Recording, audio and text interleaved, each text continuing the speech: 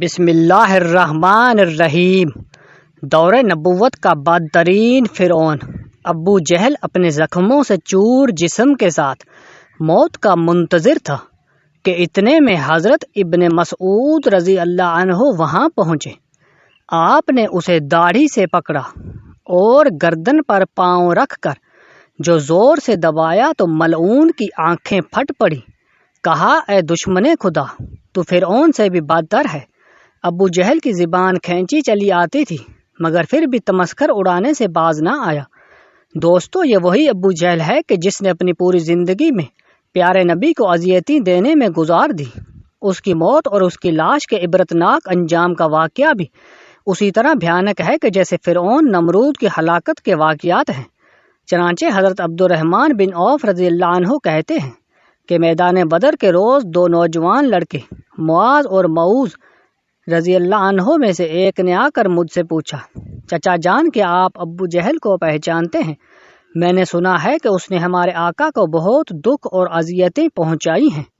آج اگر وہ مجھے نظر آیا یا خود قتل ہو جاؤں گا یا اسے قتل کر کے دل کی بھڑاس نکال لوں گا۔ میدان بدر میں گھمسان کا رن تھا۔ جو ہی مجھے ابو جہل دور سے نظر آیا میں اس کی طرف اشارہ کر دیا۔ ابھی اشارہ ہی کیا تھا کہ دونوں لڑکے باز کی سی رفتار پر اس پر جھپٹ پڑے۔ ابو جہل اونٹ پر سوار پھرتیاں دکھا رہا تھا۔ انہوں نے جاتے ہی اس پر پہلا وار کیا تو اس کا پاؤں پنڈلی سے جدا ہو گیا۔ ابو جہل کراہتا ہوا اونٹ سے نیچے گر پڑا۔ حضرت معاذ فرماتے ہیں، ابو جہل کا بیٹا اکرما جو اس وقت یہ منظر دیکھ رہا تھا، اس نے بڑھ کر ایک وار کیا جو میرے بازو پر لگا، جسے میرے بازو کاٹ کر جسم کے ساتھ لٹکنے لگا۔ میں اسی طرح لٹکتے ہوئے بازو سے لڑتا رہا، حتیٰ کہ جب اس نے مجھے تنگ کیا تو میں نے اسے اپنی ٹانگ میں دبا کر کھینچا اور جسم سے الگ کر دیا۔ موقع پاتے ہی حضرت معوذ رضی اللہ عنہ نے ابو جہل پر دوسرا وار کیا، اور وہ اس شدت کا تھا کہ ابو جہل کے جسم سے خون پلید کے فوارے چھوٹ پڑے۔ ابو جہل کو جو اس حالت میں دیکھا تو سمجھا کہ ملعون اپنے انجام کو پہنچ چکا، اور دونوں بارگاہ رسالت مآب صلی اللہ علیہ وسلم میں حاضر ہوئے اور تمام مورکہ عرض کیا۔ تبرہ میں ہے کہ ابو جہل ابھی تک مرا نہیں تھا بلکہ موت کے انتظار میں تڑپ رہا تھا۔ جب مورکہ بدر اپنے اختتام کو پہنچا تو پیارے نبی نے صحابہ کو حکم فرمایا کہ ابو جہل کو تلاش کرو۔ حضرت عبداللہ بن مسعود کے حکم کی تعمیل میں نکل کھڑے ہوئے۔ حضرت ابن مسعود کہتے ہیں، آپ صلی اللہ علیہ وسلم نے ابو جہل کی ایک نشانی بھی بیان فرما دی۔ آپ صلی اللہ علیہ وسلم نے فرمایا، اگر تم مقتولین میں سے دیکھو اور ابو جہل کو نہ پاؤ تو دیکھنا کہ گھٹنے کی جگہ نشان زخم ہوگا، اور نشان اس طرح بنا ہوگا۔ ایک مرتبہ میں اور ابو جہل عبداللہ بن جزعان کی دعوت میں گئے۔ ہم دونوں لڑکپن میں تھے اور میں اس سے ذرا دبلا تھا۔ وہاں کچھ معاملہ ہوا جس کی وجہ سے میں نے اسے دھکا دیا، جس سے وہ زمین پر گرا اور اس کے گھٹنے پر خراش لگی۔ زخم تو ٹھیک ہو گیا مگر اس کا نشان باقی رہ گیا۔ ابن مسعود بیان کرتے ہیں، میں میدان میں جا کر کافروں کی لاشوں کو پلٹ پلٹ کر دیکھتا رہا۔ مجھے ایک جگہ خون میں لت پت ابو جہل نظر آ گیا، اس میں ابھی سانسیں باقی تھی۔ پھر میں نے گھٹنے پر نشان دیکھا تو وہ بھی نظر آ گیا۔ جب مجھے کوئی ابہام باقی نہ رہا تو میں نے اس کے گردن پر پاؤں رکھا اور اس کی داڑھی کو پکڑ کر زور سے، تو اس کی آنکھیں پھٹ پڑی۔ میں نے کہا، اے دشمن خدا، اللہ نے اب تجھے ذلیل کر دیا۔ کہنے لگا، میں اس ذلت کیا ہوئی؟ تو اس شخص کا بدلہ لینے آیا تھا جسے تم نے قتل کر دیا۔ اچھا بتاؤ، فتح کس کی ہوئی؟ میں نے کہا، اللہ اور اس کے رسول کی۔ پھر کہنے لگا، اے ابن مسعود، اے بھیڑوں کے چرانے والے، تو بہت اونچی جگہ چڑھا ہے۔ دوسرا قول یہ ہے کہ حضرت عبداللہ بن مسعود نے کہا، اے ابو جہل، تیرا قاتل میں ہوں۔ کہنے لگا، نہیں، تجھ سے پہلے غلاموں نے اپنے آقا کو قتل کیا ہے۔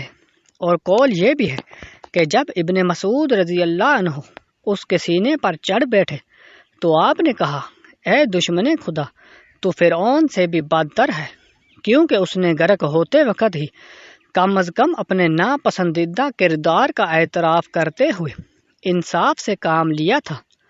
تیرا بھی وہی حال ہے، پھر بھی تو اس حالت میں گمراہی اور ضلالت پر اصرار کرتا ہے۔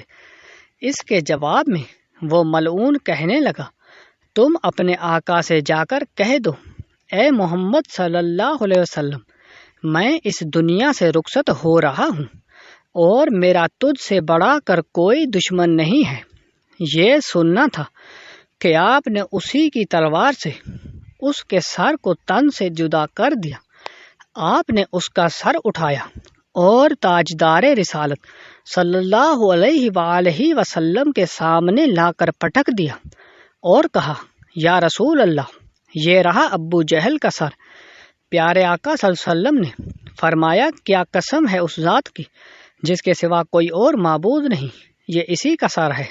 آپ صلی اللہ علیہ وسلم کا یوں فرمانا تھا، اظہار تشکر و غرض آپ نے اس ملعون کو بخوبی جانتے تھے۔ ابن مسعود نے عرض کیا، واللہ یہ وہی ہے۔ اس پر آپ نے اور سر کے پاس جا کر کھڑے ہوئے اور خوب غور سے جا کر فرمایا، یہ شخص اس امت کا فرعون ہے۔ اللہ کا شکر ہے کہ ایک دشمن دین ہلاکت ہوا۔ ایک دوسری روایت میں ہے کہ سجدہ شکر ادا فرمایا، اور ایک اور روایت میں ہے کہ نماز شکر ادا فرمائی۔ اس کے بعد آپ صلی اللہ علیہ وسلم نے حکم دیا کہ ان کو فلاں کنویں میں ڈال دیا جائے۔ چنانچہ صحابہ کرام نے سرداران قریش کو ٹانگوں سے گھسیٹ گھسیٹ کر کنویں میں ڈال دیا، اور اسی طرح ابو جہل کے سر کو اور اس کی سر کٹی لاش کو بھی ٹانگ سے گھسیٹ کر کنویں میں ڈال دیا۔ یوں 24 سرداران قریش کو اس کنویں میں پھینکا گیا۔ اس کے بعد آپ صلی اللہ علیہ وسلم نے مزید 3 روز بدر میں قیام فرمایا، اور جب وہاں سے روانہ ہوئے تو اس کنویں پر گئے جہاں کفار مکہ کے لاشیں پھینکے گئی تھی۔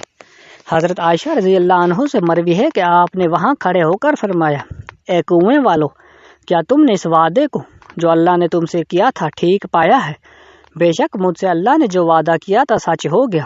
اور حضرت انس بن مالک رضی اللہ عنہ سے روایت ہے کہ آپ صلی اللہ علیہ وسلم نے وسط شب فرمایا تھا، اے کنویں والو، اے ابو جہل بن حشام، اے عتبہ بن ربیعہ، اے فلاں، جو وعدہ تمہارے رب یعنی بتو نے تم سے کیا ہے، کیا تم نے وہ ٹھیک پایا؟ کیونکہ میرے رب نے جو وعدہ مجھ سے کیا تھا وہ منوعن سچ ہو گیا۔ اس پر صحابہ یا حضرت عمر رضی اللہ عنہ نے پوچھا، یا رسول اللہ، آپ صلی اللہ علیہ وسلم نے بے روح جسموں کے ساتھ باتیں کرتے ہیں؟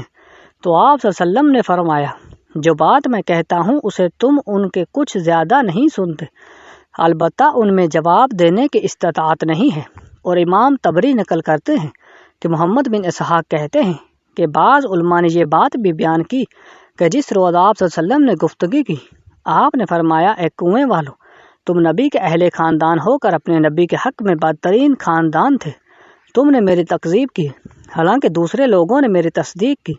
تم نے مجھے گھر سے نکالا، دوسروں نے مجھے پناہ دی۔ تم نے مجھے جنگ کی، دوسروں نے میری مدد کی۔ اس کے بعد آپ صلی اللہ علیہ وسلم نے فرمایا، جو وعدہ تمہارے رب نے تم سے کیا تھا اسے تم نے سچ پایا، میں نے تو اپنے رب کے وعدے کو سچ پایا۔ ناظرین، یوں ابو جہل کی جہالت اور ظلمت کا دور اپنے اختتام کو پہنچا۔ بے شک اللہ کے ہاں ہر ظالم کے لیے دردناک عذاب تیار ہے جس سے بچنا محال ہے۔ دعا ہے اللہ پاک اپنے محبوب نبی صلی اللہ علیہ وسلم کا صدقہ ہماری اولادوں کو بھی کامل ایمان کی دولت سے سرفراز فرمائے، آمین۔